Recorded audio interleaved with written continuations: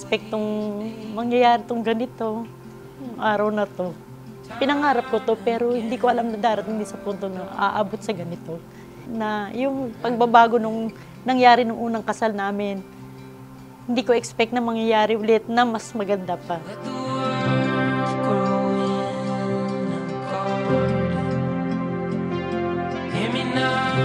25 years ago, masayang-masaya.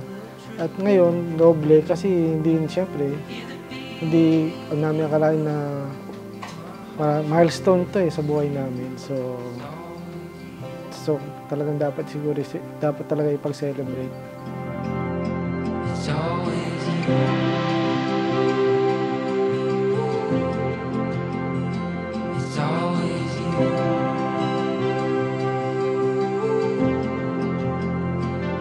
Like the sun that's steady rising, like a secret I can't keep.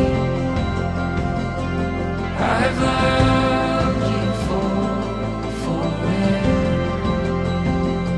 Wala kaming hiniling na hindi niya binigay. Lahat, bigay todo. Lahat, pag-aasikaso, pag-aalaga, number yung pag-aalaga sa amin. Hands up yan lahat, sa lahat ng hinihingi namin.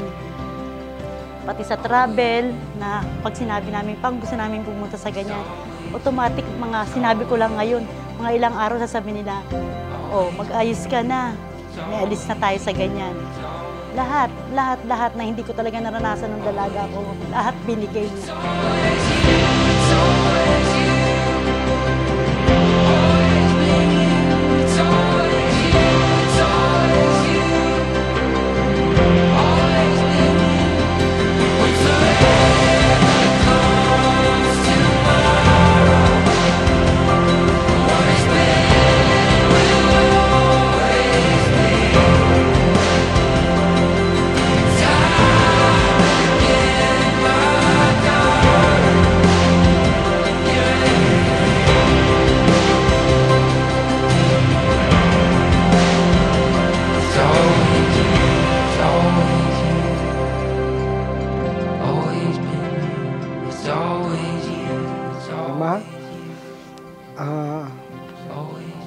Marami pa tayong gagawin. So,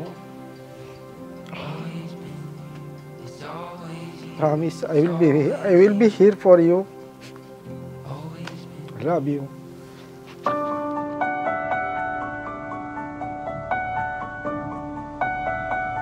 Very thankful ako dahil iba.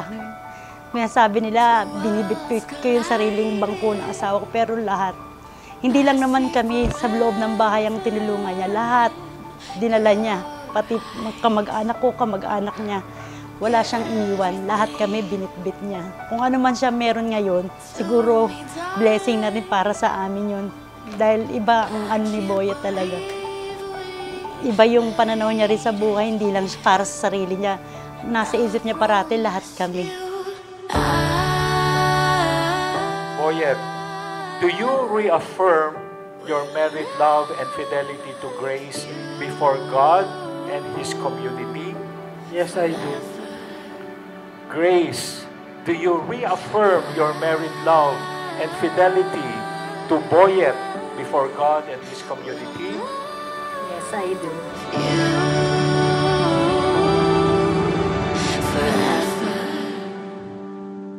Pang, love you. Wala akong masabi sa'yo. Thank you sa lahat. I love you, Papang.